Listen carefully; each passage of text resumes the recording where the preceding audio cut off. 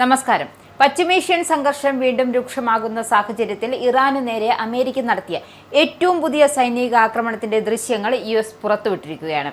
യുദ്ധക്കപ്പലുകളിൽ നിന്നും എയർക്രാഫ്റ്റ് കരിയറുകളിൽ നിന്നും ഫൈറ്റർ ജെറ്റുകൾ പറന്നുയരുന്നതും ഇറാനിലെ പ്രധാന സൈനിക താവളങ്ങളിൽ നിന്നും കൃത്യതയോടെ മിസൈലുകൾ പതിക്കുന്നതുമാണ് ദൃശ്യങ്ങളിലുള്ളത്. ഇരു രാജ്യങ്ങളും തമ്മിലുള്ള തർക്കങ്ങൾ യുദ്ധത്തിലേക്ക് വഴിമാറുന്ന പശ്ചാത്തലത്തിലാണ് US സെൻട്രൽ കമാൻഡ് ഈ വീഡിയോ പങ്കുവച്ചിരിക്കുന്നത്.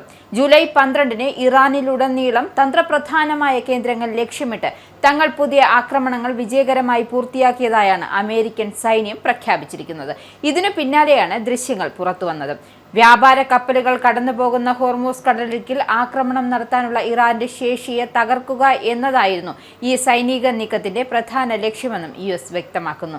ഇറാന്റെ വ്യോമ പ്രതിരോധ സംവിധാനങ്ങൾ, തീരദേശ റഡാർ കേന്ദ്രങ്ങൾ, മിസൈൽ ഡ്രോൺ വിക്ഷേപണ കേന്ദ്രങ്ങൾ, ചെറിയ സൈനിക ബോട്ടുകൾ എന്നിവയാണ് US തകർത്തെറിഞ്ഞത്. യുദ്ധവിമാനങ്ങളും കപ്പലുകൾക്കും പുറമെ ആദ്യമായി കടലിലൂടെ ആക്രമണം നടത്തുന്ന അത്യാധുനിക സീ ഡ്രോണുകളും ഈ ദൗത്യത്തിൽ അമേരിക്ക ഉപയോഗിച്ചു.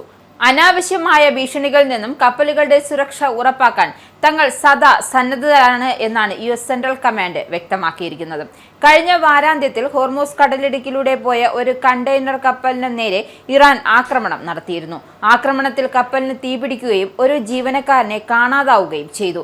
ഇതിന് പ്രതികാരമായാണ് അമേരിക്ക വലിയ രീതിയിലുള്ള വ്യോമാക്രമണം നടത്തിയത്. എന്നാൽ പിന്നാലെ ഗൾഫ് മേഖലയിലുള്ള US സൈനിക കേന്ദ്രങ്ങൾക്ക് നേരെ കടുത്ത തിരിച്ചടികൾ നൽകിയതായും ഇറാൻ അവകാശപ്പെടുന്നു. ജോർദാനിലെ പ്രിൻസ് ഹസൻ എയർബേസ്, ബഹ്റൈനിലെ US സൈനിക ഡ്രോൺ കമാൻഡ് സെന്റർ, കുവൈറ്റിലെ അലി അൽ സലേം എയർബേസ് എന്നിവ തങ്ങൾ ആക്രമിച്ചതായാണ് ഇറാന്റെ ഇസ്ലാമിക് റവല്യൂഷണറി ഗാർഡ് കോർപ്സ് വ്യക്തമാക്കിയത്. തിങ്കളാഴ്ച പുലർച്ചെ ബഹ്റൈനിൽ മിസൈൽ മുന്നറിയിപ്പ് സൈറണുകൾ മുഴങ്ങിയത് ജനങ്ങളിൽ വലിയ പരിഭ്രാന്തി സൃഷ്ടിച്ചു. അമേരിക്കൻ നാവികസേനയുടെ 5ാം കപ്പൽപ്പട സ്ഥിതി ചെയ്യുന്ന ബഹ്റൈനിലാണിത്. US ആക്രമണത്തിന് പിന്നാലെ ഇറാനിലെ വിവിധ നഗരങ്ങൾ വൻ സ്ഫോടനങ്ങൾ ഉണ്ടായതായും ഒരാൾ കൊല്ലപ്പെട്ടതായും ഇറാൻ ഔദ്യോഗിക മാധ്യമങ്ങൾ റിപ്പോർട്ട് ചെയ്യുന്നുണ്ട്.